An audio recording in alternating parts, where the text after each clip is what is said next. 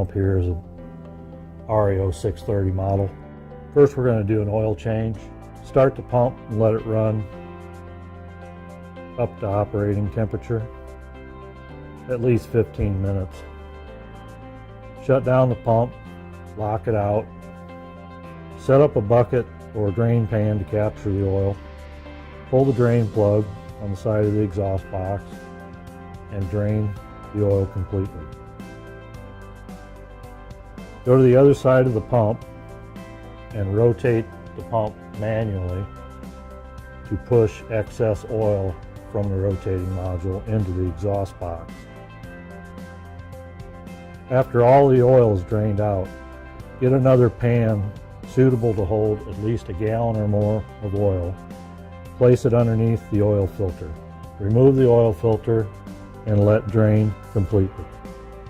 If there is heavy contamination in your oil, I recommend you pull both exhaust box covers, remove the oil demister pad and backing screen, remove the sheet metal baffle, and manually scrape any residual oil or contaminants from the bottom of the exhaust box. You can also use a rag to wipe out the exhaust box to completely remove all contaminants. Reinstall the sheet metal baffle and make sure it's fit into its grooves. Install the oil demister pad and backing screen. Reinstall the two covers with new gaskets. Remove the oil sight glass. Clean the lens, replace the gasket, and reinstall the sight glass. Screw in the drain plug.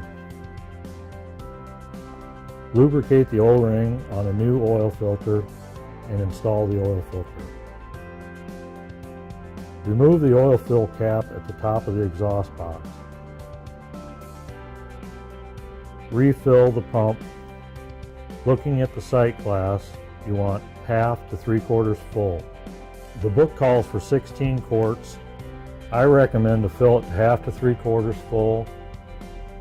Run the pump, completely charge the system, shut the pump back down, and refill back to half to 3/4 full on the sight glass. Reinstall the fill cap and gauge. Inspection of the woods coupling. You want to make sure that your coupling has an adequate amount of play.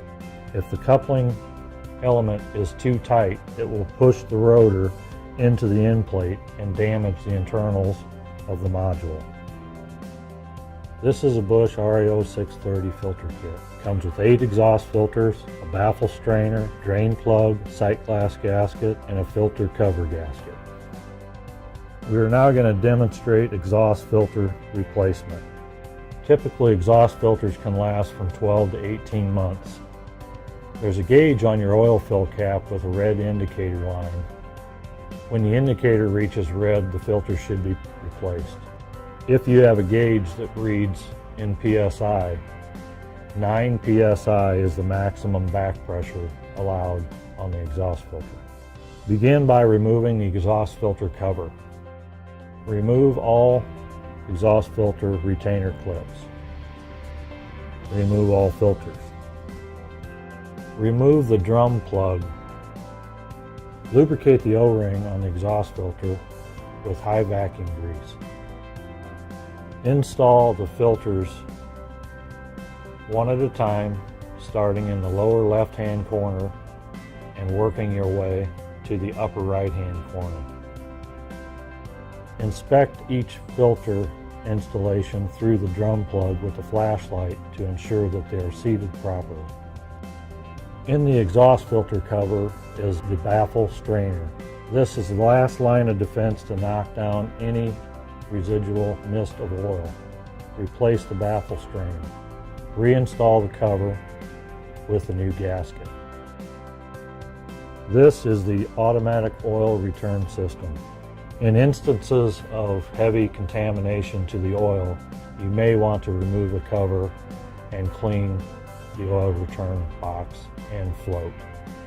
A vital part of maintaining the 630 vacuum pump is to keep the oil cooler clean and clear of all dust, and debris. Periodically clean the radiator fins using compressed air or low to medium pressure water. This is an oil cooler filter designed and fabricated here at TMS. It's designed to keep contaminants from your oil cooler. It has a stainless steel washable